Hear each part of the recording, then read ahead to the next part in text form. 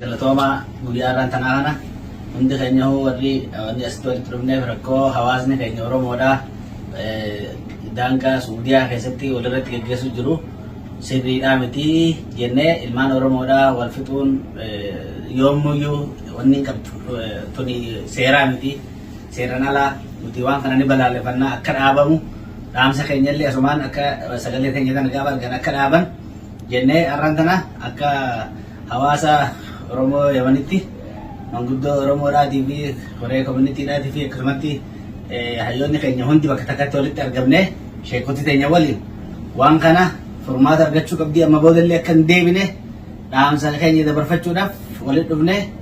sababa kanaatiin sababa rakkoo Oromoo jidduu deemtu kanaatiin namoonni qaamni harki waan kana gaggeesses bakka jiranitti akka seera jala oolan bakka argametti hawaasni Oromoodhaa argee akka dabarsee gara mootummaadhaa akka kennu akka qabaman kanaaf warri gartee waan kanarratti olola isaanii akka dhaaban guyyaarraa kanarraa eegalee dhaabanii nagaya karaa nagayaatiin nagaya Oromoo jidduutti nagaa buusu malee akka waan Oromoo jidduutti nama dhiiga buusu akka dhaaban dhaamsa keenya sumaan dabarfannaa akkasumatti warreen hafanillee yaada itti barachuudha isin ija galatooma. Alhamdulillahi Rabbil Alamin. Obboleeyyan kiyya bakka nagaa walitti dhufne waggaa duraati warri amma walitti dhufne bakka kana dhaabbataa jirru warra gartee akka olumaatti qabnu warra gartee akka koominiitii biyyatti qabnu warra gartee akka manguddoo biyya kana jiruttis qabnurraa bakka hundarraa walitti dhufne jechuu kutaa Oromiyaa hundarraa walitti dhufne bakka kana jirru. Wanni immoo bakka kana walitti nu fide dirqamni waan gartee taatee Oromoon godhee hin beekne waan taamteef wanni kun hatattamaan akka dhaabbatu keessattuu dhalli amma lafaa ol deemu kun wanni inni dalagaa jiru waan kaleessa Oromoon daladdeen bi'een waan gartee addunyaan daladdeen bi'een gochaa kutaadhaan wal qooduu fi gartee seeraan alaa walirratti dalaguun kun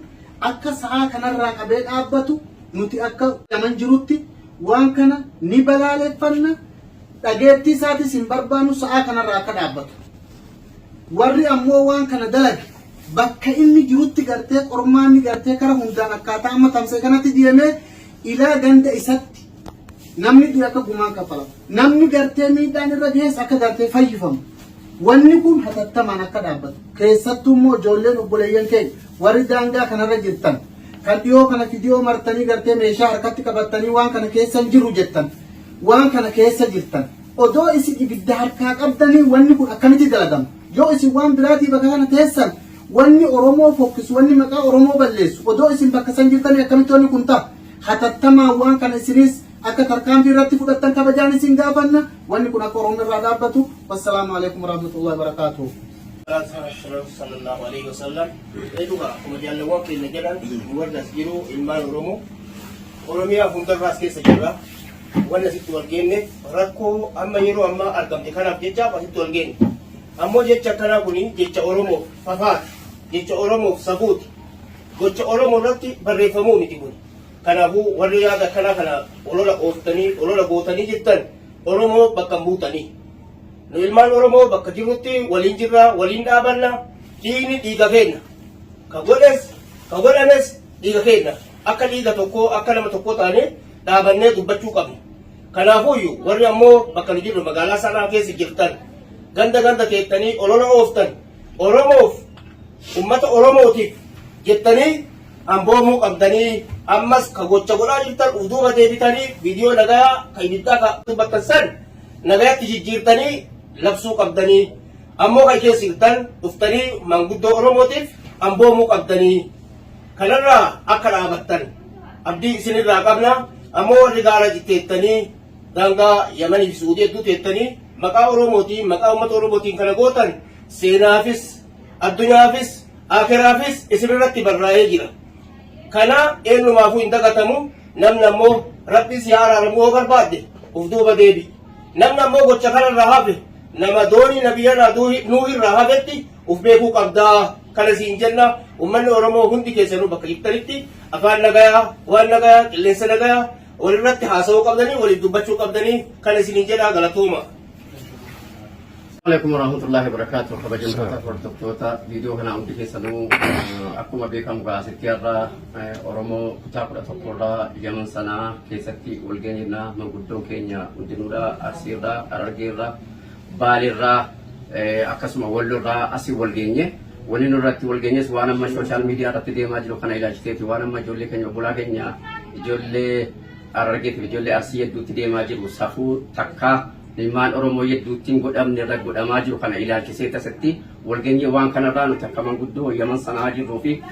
qaama koomunitii wajjin taanee waan kana balaaleffannaadhaa fi asittarra walgeenye wani nurratti walgeenyes immoo warri hamma waan kana keessa akka qabdan daftanii akka sassaabbatan warri immoo waan kana keessa duraan waan sila Oromoo keessatti hin dalagamne daladdanii jirtan akkuma jaalli keenya dura dhaamee jiru kana gumaan siifi dhala keetitti galti waan daladdisan deemiti gumaa kana kafalii siin jedhe kan immoo warra gurbaan irraa amrii ta'e sabira rabbisinaa kennuunna kanumaan immoo asitti dhaabbachuu qabaa akka nuti irratti walgeenye dhaabbachuu qabaa warri immoo kanuma keessatti deebiftanii ilmaan nallo Oromoodhaa kutaatti baaftanii gandatti baaftanii wal nyaachisaa jirtan dhaaba asuma irratti waan isin irraan tolle utuu manguddoonni jiru utuu ayyoonni jiru utuu ulamoonni jiranudha. Isin bakka bu'uun dandeessanu jara kanatu bakka bu'eeti waan kana sila dhaabuu danda'a dhuguma namni tokko wal lolaa warra amma ibidda shiddanii gumaa wal nama kutaa wal ficcisaa jirtanu dhaabaa isiniin jenna nuti immoo akka Yaman sanaatti waan kana balaaleffannaa dhaabbaale asumarratti dhaabbatu jenna Oromoonni addunyaarra jirtanuu fi sheekoleen keenya illee waan kana irratti ilaaltanii isinis akkuma kana waan kana bakka jirtanu akka labsamu isiniin jedha. Wassalaamu alaikum warahmatullahi wabarakatuh. Alsemoon arrawani asitti walitti dhufide mootummaan Oromoodhaa baqattoonni warri as magaalaa sanaa keessa jiru wanni gartee kotaadhaan maqaa kotaa Harargee fi Arsii maqaa dhawachuudhaan biyya Saudi Arabiyaa keessatti gidduu sana gocha hamaa as kanneessaa fi fokkisaa jibbamaa abaaramaa dhala namaa warratti raawwachuu dhiisi bineensarratti raawwachuudhaaf illee hin malle agartee gidduu sana marsaa hawaasaa irratti namni hedduunis irraa dubbachaa jiru ilaalchisee gocha gartee raawwatame san akka ilmaan Oromootti baqattoota Oromoodhaa biyya Yaman keessa jiruutti maqaa hawaasa Oromoo biyya sana keessa jiruutti gocha sun ni balaaleffannaa bira kunneen ni abaarralleedha. Abaarsa Oromummaa sana inni gartee Oromoo gidduutti waan kanaa raawwatu Oromoo keessatti hin ta'u itti Oromoo waan kanaan qabdu aadaa safuu hooda qabdi uummata amantii qabu uummata gartee dhala namaatii miti bineensallee miidhe Oromooni akka beekamutti kanaafuu gocha Oromoo hin malle maqaa Oromooti Oromoorratti raawwachuun kuni dhaloota Oromootiif balaa guddaadha. Ilmaan Oromoodhaa tokko qaamni tokko laman ta'u Oromoo qaamni tokko laman ta'u qaamni tokko yoo qomni tokko miidhame waraaname qaama hundaan laalataa nuti ilmaan Oromoo akkasii kanaafuu bakka gartee gandaan walirratti bobbaanee kutaadhaan maqaa hin taadhan walmiin hin jirru kanaafuu gocha kana guututti ni balaaleffannaa gochi akkasii Oromoo gidduu akka dhaabbatullee asumaan dhaamsa Oromummaa dabarsuu barbaannaa akka hawaasa Oromoo biyya tana keessa jiruutti baqattoota ilmaan Oromoo as jiruutti itti aansuudhaan nu armada dhaabbatu kuni ani ilma Harargeetti maqan obboleessa kiyyaata jalaa dhaabbatu dhimma Saaraa Siraaj Alamuddiin ilma Istiqooman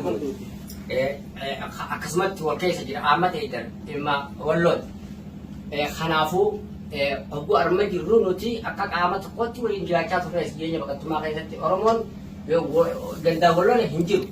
biyyattis qe'ee tokko jira Arsii fi Harargeen qe'ee takka jira biyyattis Walloon qabu Yaman keessa waliin jira biyyoota addunyaa tana hundarra waliin jira hawaasni Oromoodhaa Arsii fi Harargeen Jimmaa fi Harargeen Walloo fi Harargeen akkasuma kutaaleen hin jiru waliif nagaya bakka jirutti Oromoon sabaan Walloon hin jiru warri gartee daldaltoonni namaa warri gartee karaa kana ta'anii ilmaan Oromoo warra jireenyaaf jecha biyya deemee jireenya barbaada karaa deemaa jiru daldalachaa jiru lubbuu namaa gurgurachaa jiru maqaa gartee gosa Oromoo walitti buusuudhaatti fayyadamanii naannoo sanatti Oromoo walitti buusuun kuni balaadhaa ni balaaleffannaa asumaan gartee dhaamsa dabarfachuu barbaada. Oromoon nama qabaa namni gartee hoggansa qaba magaalaa hoggansa qabanii deemanii jiran Oromoolee namni illee hoggansa qaba ilmi namaa dhalti Oromoo kan bakka hundatti jirtu miidhaa Oromoo huccuu dhagee bakka jirurraa callisuun qaba. Warri siyaasa bakka buusu, kan hawaasaa bakka buusu, kan dhaabbilee amantaa garaagaraa bakka buusu, dhaabbilee daldalaa garaagaraa bakka buusu, warri hundi silaa dhimma Oromoo laallatu bakka buunee Oromoodhaaf dhaabbanne warri jiru gaafa rakkoo Oromoo dhageessan. Sheekottiin, haaliman diinaas, ogeeyyiin seeraas, warri aartonni Oromoos hiikee osoo hin jedhin dhiifachiisan, warri aartiitiis akkasuma warri barreessitoonni garaagaraatiis hundinuu hayyoonni Oromoo qabu. Hooggansi hayyoonni qaroon uummata keessa jiru gaafa rakkoo Oromoodhaa dhagee dirqama isarra jiru rakkoon Oromoo sun akka Oromoo bitti hin deddeebineef dhaamsa barbaachisu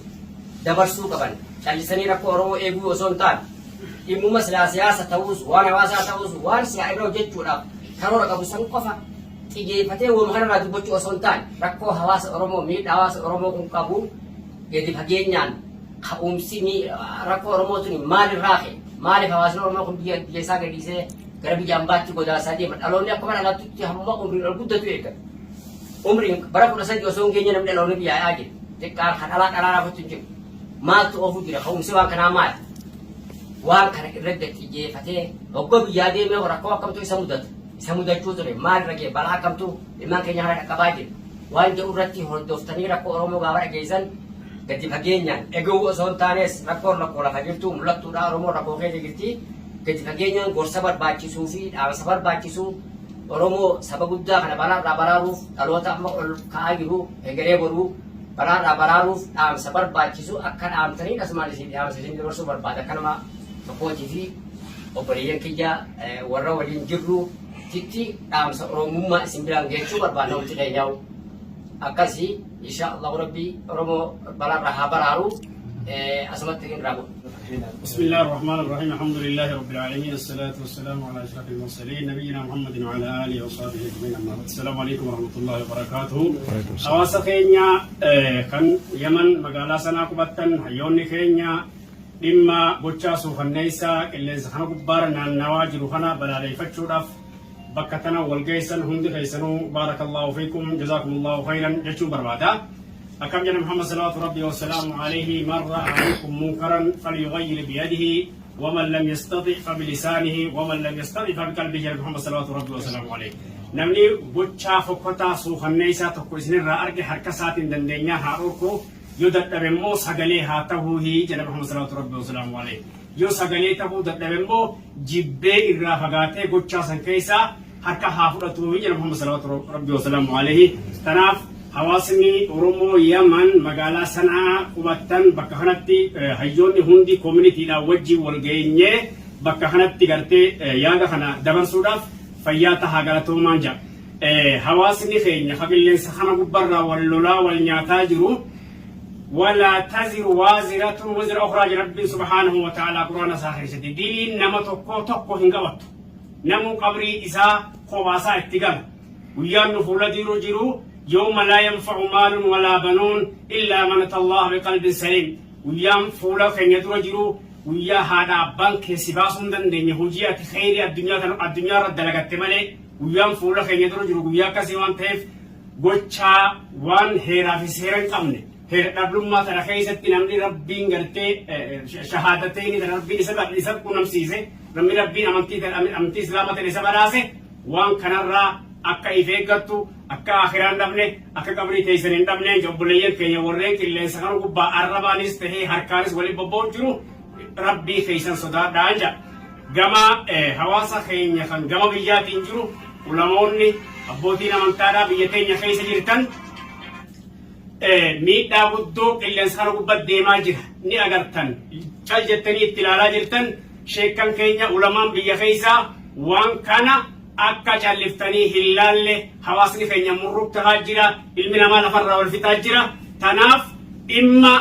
salafii fi ikhwaanaatii fi dhimma jimaatii fi kana lafa dhiisaati hawaasni keenya murruktaa jira dhumaa jira daaraa tahaa jira hawaasni keenya biyya arabaa tana keessatti da'awaan teessan zulmii irraa ta'uu qaba da'awaan teessan akkaataa hawaasni kun itti tokkummaa isaa cimsatee wal gargaaree waliin biyya namaa tana keessa gama biyyaa deemuu irratti داوان تيسا ورّي علماء ونخيّن خبيا خيس جرتن تيجي فتشو كبان سينجا حواسني خيّن خيّمان كيس جرتن agartee ajjannoo arra magaalaa sanaa keessatti hayyoonni Oromootii fi koominitii waliigalaan labsaa jirru kana Oromoonni keenya biyya Yaman tana keessa warri jirtan warreen biyya Yaman keessa jiraattan akka hojiirra oolchitanii waan kana bakka jirtanitti naannawa jirtan hundatti akka balaaleeffattan istaamsa isinii dabarsuu barbaanna. Gartee marii waliigala Oromoo Yamanii fayyaata hagalatoomaa. Wassalaamu alaikum wa rahmatullahi ta'ala wa barakaatuh. Deebisee qofa Oromoota marsaa hawaasaa dhabbaanii biyya garaagaraa keessa ta'anii qofa rakkoo Oromoota fardiyan goomma eegalsanuu dhugaa fi hiiba ta'uu osoo adda hubatiin hubannoon ala dubbisan fuudhanii maqaa gosaa bakka bu'anii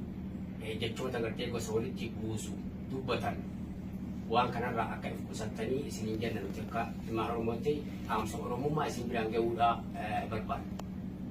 Akkasii irraa guyyaa kana waliin dhaamachuu barbaadu. Galatooma ulfaadhaan illee maqaan kiyya Abdullahi Muumee Marnaan jedhanii galatooma hawaasa Oromoo warri harmoo waliin jirru hundinuu addunyaarra jirtanillee hundi galatoomaa rakkoo rabbi waa bara Oromoo. Akka wal qabannee akkasuma akka wal waadni keenya waada keenya kanarratti hojjetu. walgahii waan kana kutaa hundarraa dhumne waan kana haasa'utti jirra. Wani waan kana nuti dhumneefis immoo balaaleffannaa waan amma ijoollee gandaaf gandatti wal baasanii waan kana oofaa jiranuu fi waan takkaa Oromoo keessatti dalagame hin beekne fafa hedduu keenyatti bu'e kan warra gargaaraa jiran kana balaaleffachuu fi waan amma achirra deemaa jira kan nuti akka baqattoota Oromoo Yaman sanaa jirutti dhaabuudhaaf balaaleffannaa dhaabbaanee bakkuma jirtanutti akkuma sheekni keenya jedhee ulamaa'onni biyya keessa jirtan biyya alaa keessa jirtanu hundi keessanuu waan kan akka sagalee nu wajjin taatanii waan Yaman keessatti ta'aa jiru kan rakkoo Yaman kaabaa kibbaa baalii tasaa irratti deemaa jiru kana hundayyuu nu wajjin taatanii waan kan akka balaaleffattanuu fi biyya jirtan guutuu abu akka ni dhaabatu irratti akka wajjin hojjennuun isin jira. Galatoomaa ani maqaan kiyya Saalaa Siraaj Muhammad jedhanii Jimma galatoomaa ulfaadhaa.